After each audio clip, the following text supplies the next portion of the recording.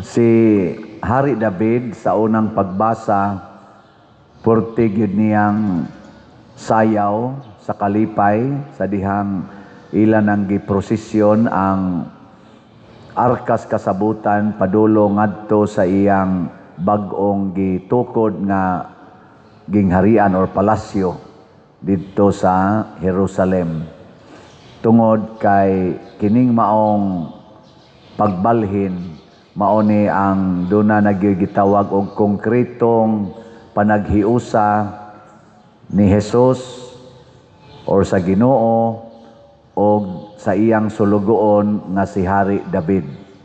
So kung nato ning pamalandungan mga igsoon, kung tinuod gyud ay ta nga kanabitang magsunod gyud ni Kristo, mahimo gyud tang mahiusa sa iyang kinabuhi. Ang una gyud natong bation kana gyung kalipay. Gilingay mong tupad ing na pirmi kang malipayon. Kung dili ka pirming malipayon, sa ato panay panahon nga ang yawa mo'y imong kuyog. O kanus-a mo na mahitabo, kung ang atong pagsalig sa Ginoo mag-on and off. Kana bang debosyon ta, basta naatay panginahanglan, mangayo ta, pasuod ta niya, basta namiligro atong kinabuhi. Pero kung normal gani, kana murag makamanage ra ta, mura lang sagwa. Si David mo'y nag-compose, si Hari David mo'y nag-compose niya ng kanta nga Psalm 23. Mag-attribute na ngadto niya. Unsa to na gibutang niya diha, magbalantay kanako ang Ginoo, wala na'y magmakulang pa kanako. The Lord is my shepherd, there is nothing I shall want. Experience na ni David, sukad pagid atong nagbantay pa siya sa mga karnero sa iyang amahan, hangtod na lang yung nagbantay siya sa katawhan sa Israel, isip hari na sa Israel. Wa gyud siya mo hunong sa paghunahuna nga dili gyud siya maoy magbalantay, ang Ginoo gyud maoy magbalantay. So kanindot unta kun ingon ana ta haron matuman ning atong gihimo diring tubag sa Salmo nga nag-ingon, kinsa kining hari sa himaya, mao siya ang Ginoo.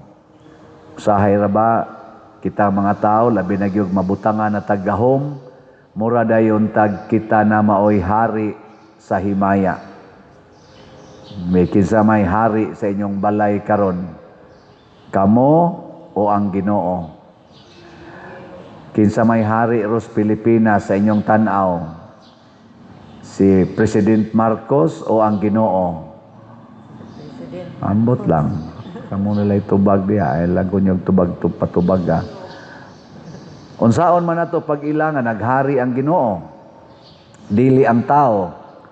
Kung maghari na gani ang Ginoo, ang mag-una gyud og kahitabo mao ang kaayuhan sa mga masakiton o mga nanginahanglan. Kana giunang mahitabo basta mohari na gyud Ginoo, ang iya dayong atimanon kana gyung mga naa sa panginahanglan.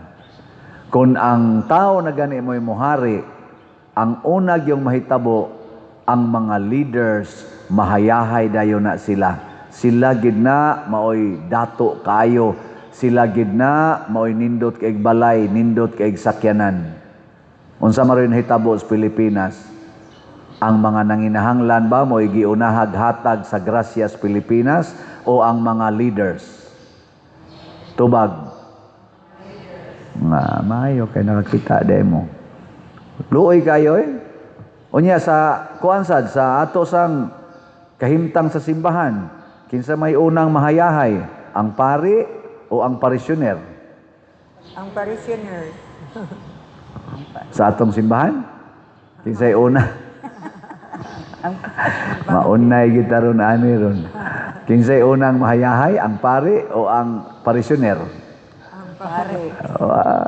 Saya na lang na ginagmay ra tinod ng kolekta sa simbahan pero usahay dali kayo muhayahay ang pari oy. Pero nasa mga pari nga wa mahayahay. Ay na lang ko ninyo tutok-tutoke. Basta depende na sa hari lagi nga nagkighiusas Ginoo.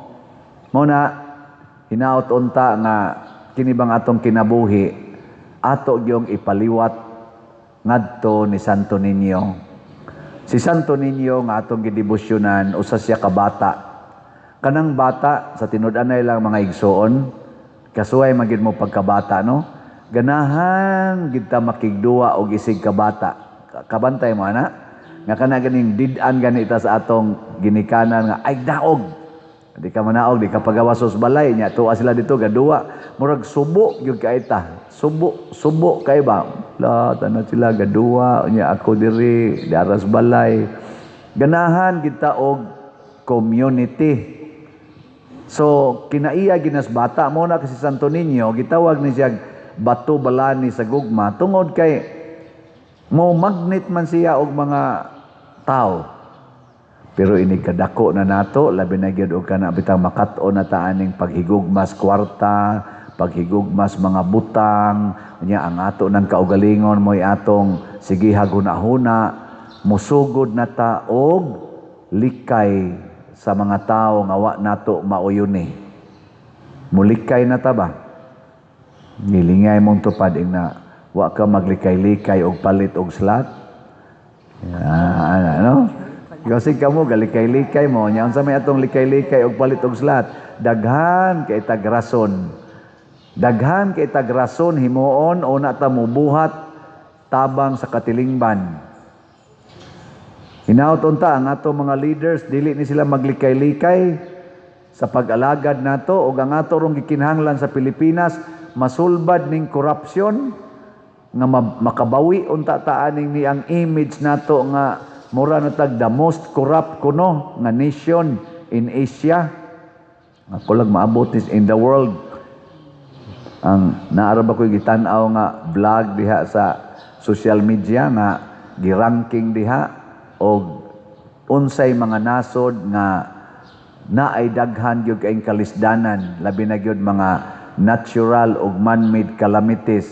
Giranking ang top 10 countries kuno in the world nga pirmi yung masugamak kada tuig og mga katalagman man-made og natural.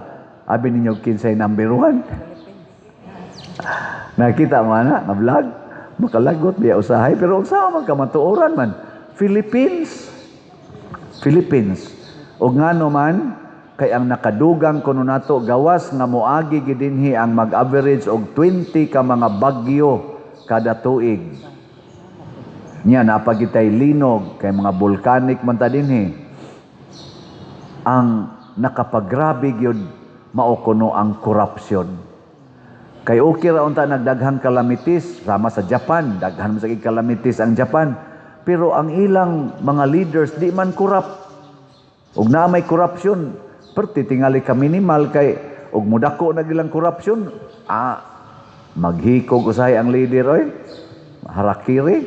Pero Pilipinas tungod sa korupsyon ni samot gyud ka grabe. Murag nahimo lagi tang number 1 sa ilang assessment o unsa sa to nga grupo ang nagsurvey ato. Nahimo tang number 1 nga murabag devastated kaayo ba nga country tungod kay ang ato mga leaders daghan kayo ang corrupt o in short ang corruption sa Pilipinas grabe kaayo. Muna mga igsoon ato gyung ipangalian ni Santo Niño ug labi na gyud kita atong sundon ang kinaiya ni Hari David, ang kinaiyas mga santos nga ang Ginoo gyud mao'y sentro. Siya gyud ang atong pasudlon sa atong kinabuhi kay siya man ang hari. Si Santo Niño mao ang atong hari nga bato balani sa gugma.